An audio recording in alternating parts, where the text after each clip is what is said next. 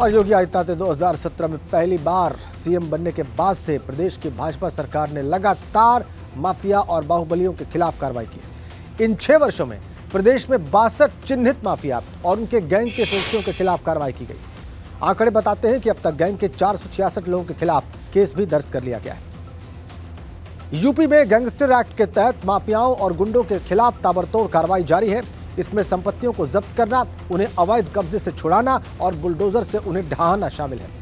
Gangster act के तहत 406 लोगों के खिलाफ कार्रवाई की गई है और वहीं इस एक्ट के तहत अब तक 1577 करोड़ 75 लाख 33,552 रुपए की संपत्ति जब्त की जा चुकी है, जबकि 1098 करोड़ 62 लाख 60,262 रुपए की संपत्ति अवैध कब्जे से या तो मुक्त कराई गई है या फिर ध्वस्त करा दी गई है।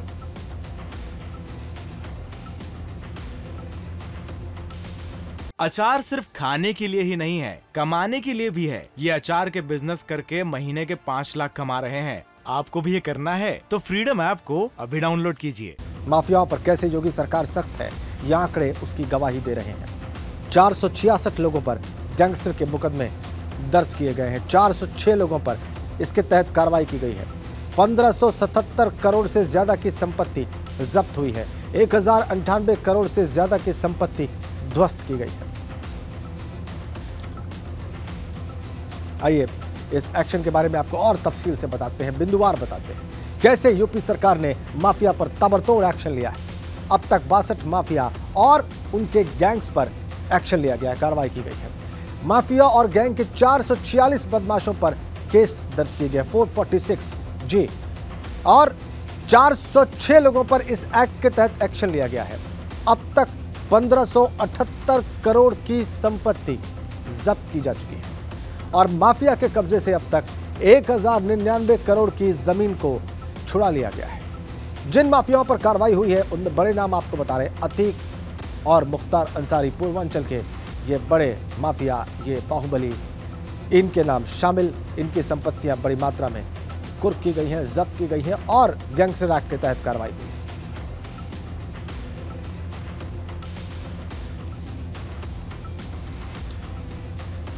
अगली अपडेट गाजीपुर से है। मुख्तार अंसारी के खिलाफ एक और मुकदमा दर्ज हुआ है। मोहम्मदाबाद थाने में 20 जनवरी को मुकदमा दर्ज हुआ है।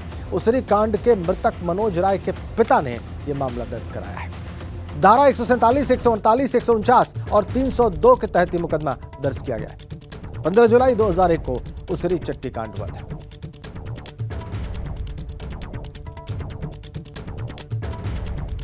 मनोज राय के पिता ने यह मुकदमा दर्ज कराया है। मुजफ्फरनगर से अगली बड़ी अपडेट है। बच्चन सिंह कॉलोनी में गाड़ी हटवाने को लेकर मारपीट की खबर आ रही है। प्रधान के समर्थकों पर मारपीट का आरोप लगा है।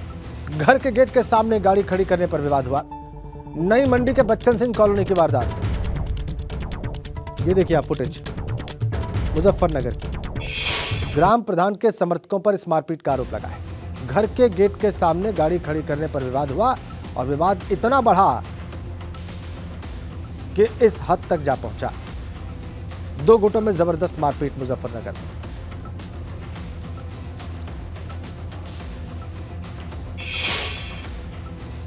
अगली खबर कानपुर से है। फजलगंज के होटल लेजेंड में आग लगने की खबर आ रही है। 4थी मंजिल पर होटल की यह आग लगी है। दमकल विभाग की 2 गाड़ियां मौके पर पहुंच गई और आग बुझाने के प्रयास जारी है। एक्सक्लूसिव फुटेज देखिए आप, लगी हुई आग और उठता हुआ धुआं आप बहुत साफ देख सकते हैं। होटल की 4थी मंजिल पर यह आग लगी है और 2 गाड़ियां दमकल विभाग के मौके पर हैं, इसको बुझाने का प्रयास कर रही। फजलगंज के होटल लेजेंड में यह आग लगी है कानपुर में। एक्सक्लूसिव तस्वीर। दमकल विभाग की 2 गाड़ियां मौके पर हैं और इसे बुझाने का प्रयत्न जारी।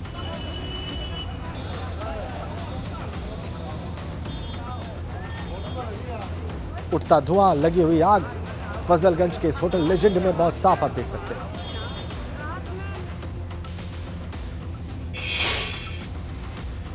और आपको बताएं कि नोएडा के सेक्टर 71 के कैलाश अस्पताल एवं न्यूरो संस्थान के 3 वर्ष पूरे हो गए हैं। इस मौके पर कैलाश अस्पताल के डायरेक्टर पल्लवी शर्मा और श्रीकांत शर्मा ने एक प्रेस कॉन्फ्रेंस कर अस्पताल के बारे में जानकारी दी। उन्होंने बताया कि कैलाश अस्पताल नाम के एप्लीकेशन को डाउनलोड करके ऑनलाइन बुकिंग कराई जा सकती है और उन्होंने बताया कि अलग अलग जगह मौजूद कैलाश अस्पताल 37 सालों से अपनी सेवाएं दे रहा है और इसमें इलाज कराने के लिए दिल्ली, एनसीआर, यूपी और हिमाचल के लिए लोग आते हैं, हिमाचल से लोग आते हैं। इसकी डायरेक्टर पल्लवी शर्मा ने बताया कि हॉस्पिटल में होलिस्टिक एलोपैथी और आयुर्वेद से इलाज की सुविधा उपस्थित है।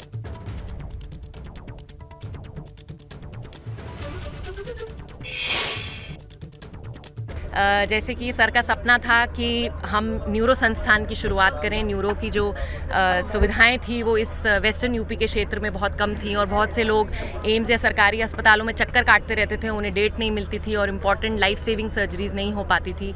इसी को ध्यान में रखते हुए इसको न्यूरो का एक नाम दिया गया था, लेकिन यहाँ सारी ही सुविधाएं उपलब्ध हैं। अचार सिर्फ खाने के लिए ही नहीं है, कमाने के लिए भी है। ये अचार के बिजनेस करके महीने के 5 लाख कमा रहे हैं। आपको भी ये करना है तो फ्रीडम ऐप को अभी डाउनलोड कीजिए।